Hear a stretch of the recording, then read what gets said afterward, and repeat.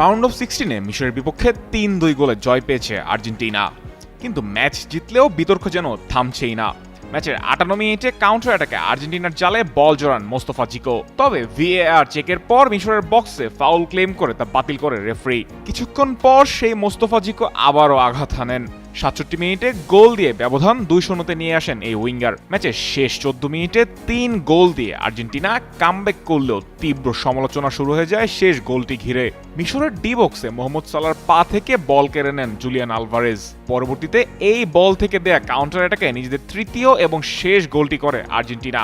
Video ফুটেজে দেখা যায় যেভাবে মোস্তফা জিকোর প্রথম গোলটি বাতিল হয়েছিল ঠিক একই ধরনের চার্জ করে সালার কাছ থেকে বল কেড়ে নেন আলভারেজ।